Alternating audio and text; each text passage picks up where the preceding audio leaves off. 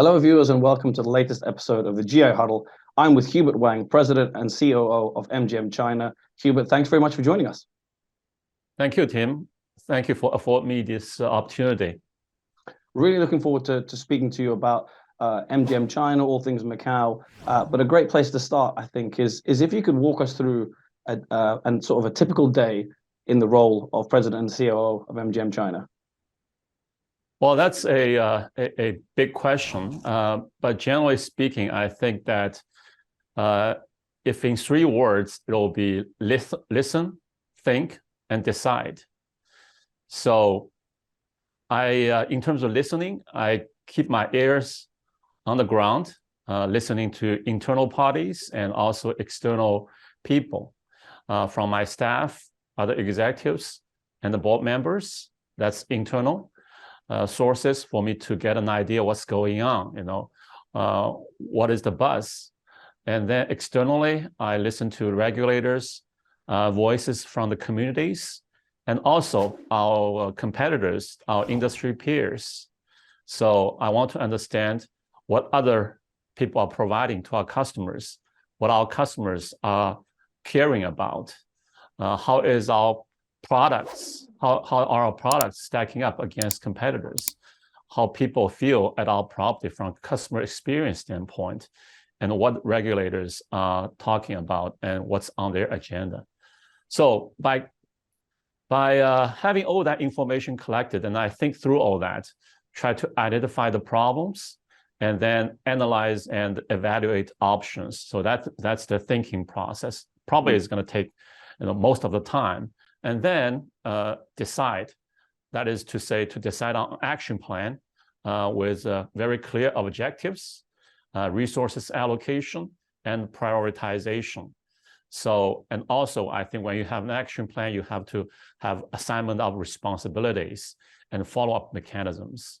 So that's, I think, in 3 words, concisely, in 3 words to describe my day-to-day roles in the organization. Brilliant. Out of those 3 words, is there one that's more important than the other, or are they equally important?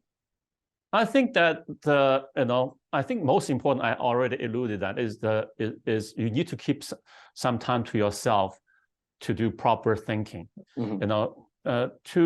Nowadays, with all these meetings, people we need to talk to, there are a lot of distractions. So you need to filter through all that information and give you some piece of some peaceful time and to think through all the information to distinguish what is valuable information versus what's noise, and then from there to arrive at your decisions.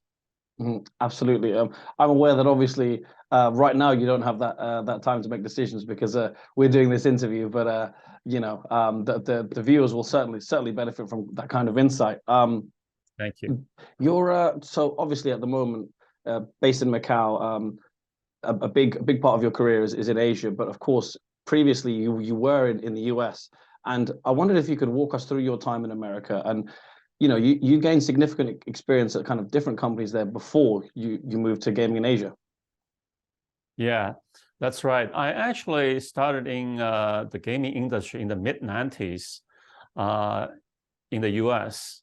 So altogether, I spent about 16 years in the US in the gaming industry. So I worked for several large companies, such as Caesars, formerly known as Harris Entertainment, and the Las Vegas Sands, and also Pan National Gaming, who is more focused on the regional markets. So the 16 years of experience in the US give me a lot of exposure to various gaming jurisdictions, and also exposure to different types of casino operations across the country. You have land-based casinos, such as Atlantic City, Las Vegas, and also some Indian casinos. And you have riverboat casinos, racinos, and also large-scale integrated resorts. So I think that variety of operational environment was very rewarding to me from experience standpoint. And also, I think my experience in Las Vegas Sands afforded me the opportunity to get involved in projects in Macau and Singapore, and eventually prepare me to move permanently to Macau as well. So I think that in a nutshell, it was a very rewarding, diverse experience. Now, this might sound like a broad question, but what are the main differences between working in the US and obviously different parts of the US and in different parts of Asia? Well, I think there are many differences. I think when you talk about markets in US and in Asia, particularly in Macau, number one is the scale is very different. Macau gaming market is 5 to 6 times bigger than Vegas. So you look at the actions of the players, you appreciate the scale, difference in scale. The other difference is, I think, level of maturity is different. Now, let me explain that from a couple of perspectives. I think that Macau, in the past, 20 years, I think it's still a growing market, okay? And revenue growth has always been the focus. Whereas in the US, depending on which markets you're at, but most of the time you end up in a mature market, quite saturated, highly penetrated market.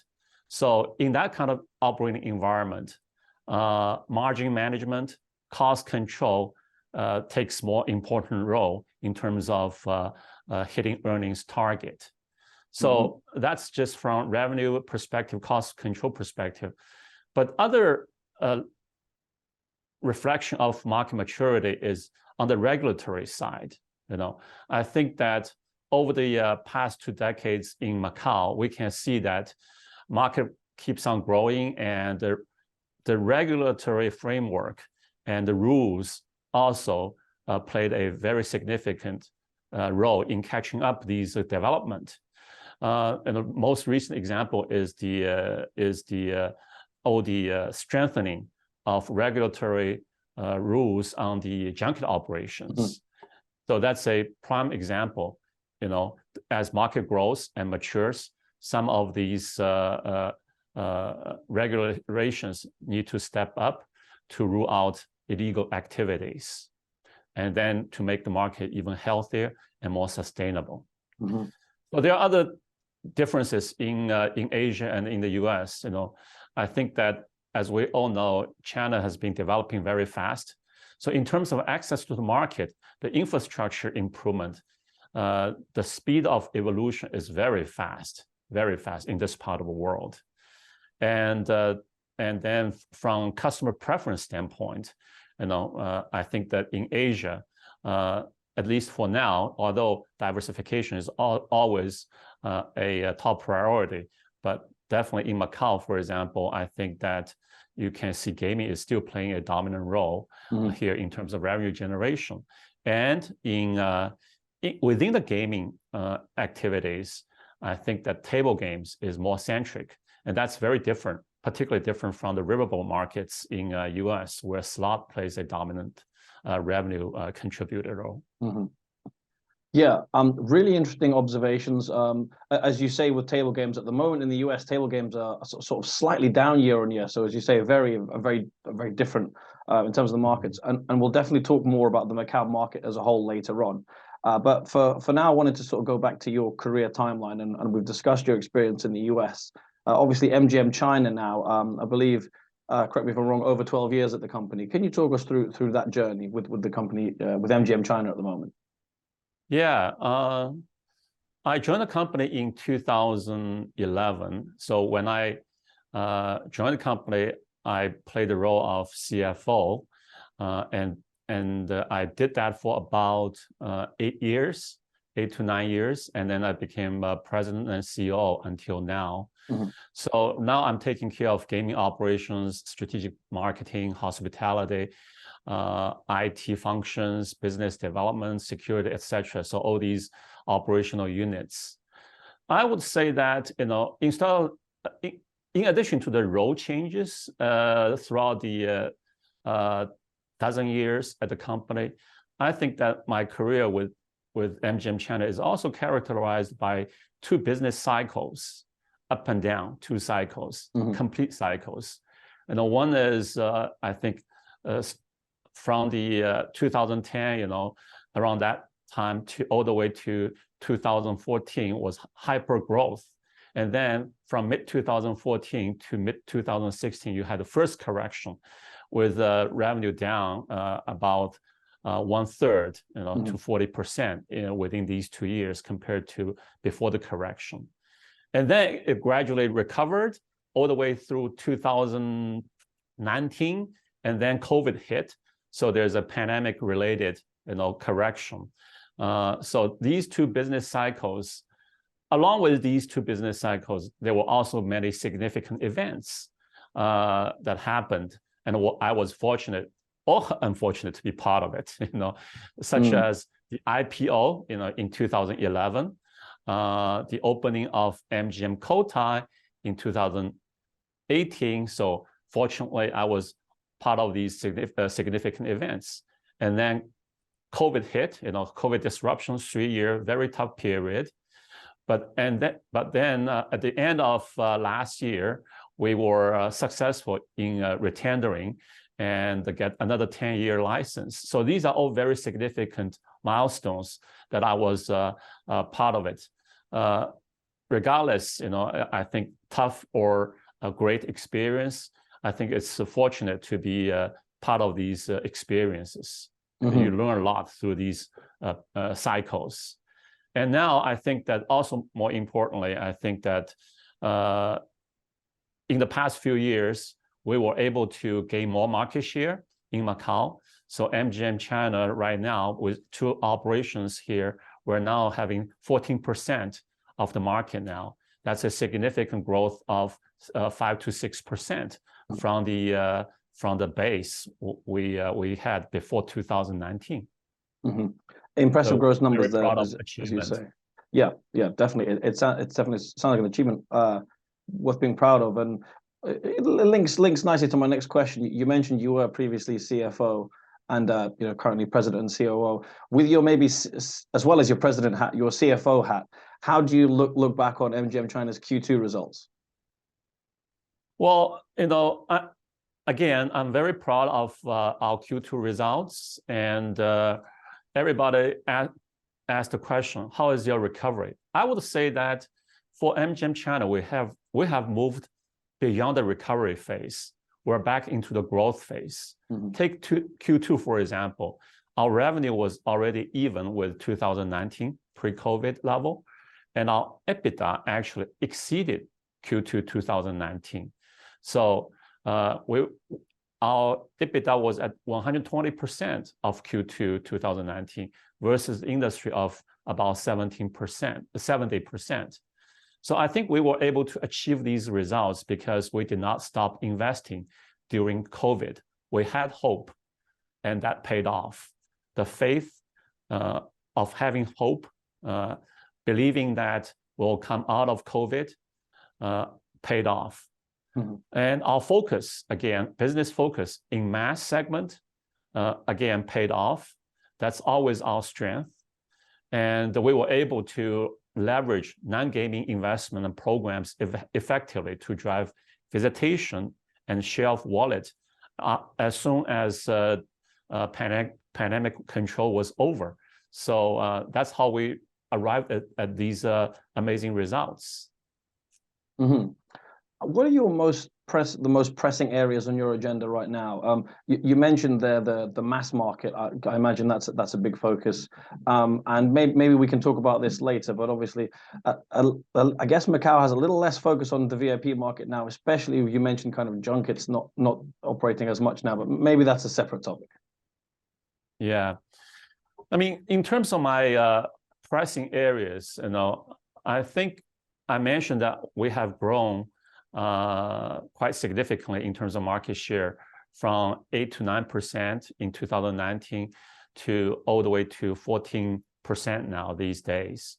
I think the pressing issue for me is how do we keep our competitiveness, how to defend our share in a cutthroat market, So this comes back to continue to elevate our core competence through product and service innovation and enhancement, and also talent retention and development. So that's what keeps me awake in the night.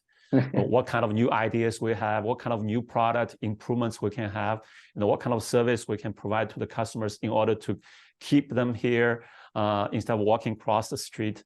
So it's just these type of issues that we have to face on a daily basis. Yeah, that makes a lot of sense. To my next question, which is probably more to do with the mass market and VIP and that kind of thing. So you mentioned obviously MGM China is now in the growth phase, and quite an interesting stat about having a better EBITDA than Q2 2019. Obviously, Macau as a whole since COVID, as you said, it was about 70% probably for the wider industry. How do you view the post-COVID recovery? And I guess Macau as a whole market, do you see reaching pre-pandemic levels? I suppose you don't want to put a figure on it, but in the next couple of years, what are your views on the wider market as a whole?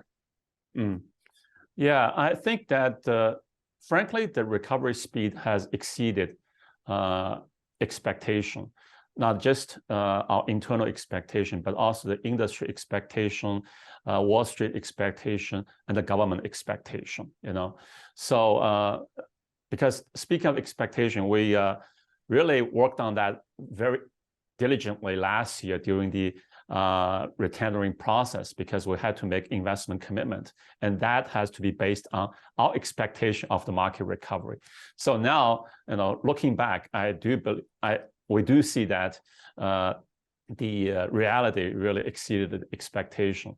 In Q2 industry-wide, I think in terms of gaming revenue, already recovered to 2/3 of 2019 level in a very short period of time, in the 6 months period of time, and particularly led by a mass segment, which was 90% recovered. And of course, MGM was above the market recovery. We were, as I said before, even in GGR and 120% in mass. So, but other than that, I think the industry structure nowadays, without the heavy reliance on junket business, is also healthier and more sustainable. Okay, right now I think we're looking at a mass segment dominant market. There's a lot of non-gaming activities and programs to drive visitation, and everybody is also working on trying to reel more overseas business to Macau, particularly from Southeast Asian countries. So I think the insignificance of VIP revenue, will continue.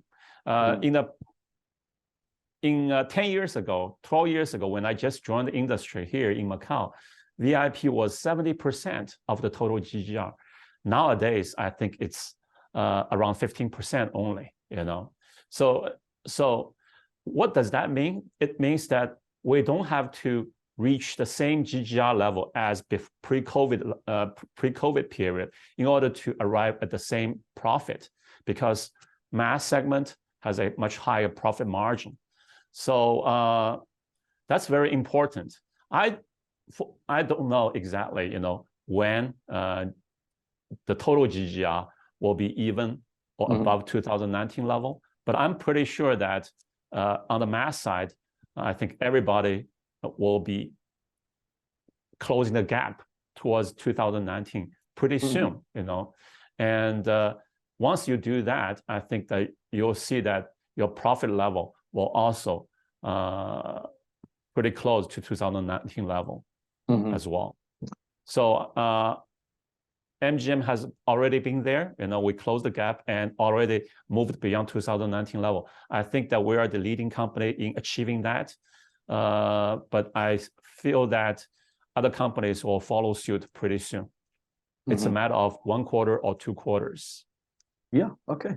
I do think that profitability point is a key point, and I take your focus on the mass market as well. Obviously, the government is looking to kind of diversify Macau a little bit more as well. So that's an interesting play, as you said, in terms of non-gaming revenues. But yeah, very interesting overall. I just have one final question for Yes, yourself, Tim. and that's very much a company question and quite a broad one. So you can take it in any which direction you feel is best. But in terms of we're approaching sort of the end of Q3 and the end of 2023, looking into the end of the year and next year, what are the main targets for MGM China? Our main targets is really pretty clear. One, we need to execute and fulfill our retaining commitment to the government. The government asks us to focus on non-gaming diversification, asks us to drive overseas market. So these are the things that we must deliver. And I think this is best for Macau, and what's best for Macau will be best for MGM as well. Mm-hmm. And then, as I said and mentioned before, how to keep our competitiveness and maintain our market share. So these are the few things that I think will be my target, and it's this year's target as well as next year's top agenda. Mm-hmm. Absolutely. Well, you said these things keep you up at night, so hopefully they don't keep you up too much.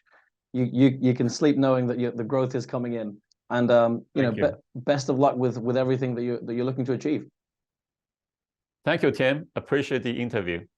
Thank you very much for your time and for your answers. Really enjoy speaking with you. Thanks.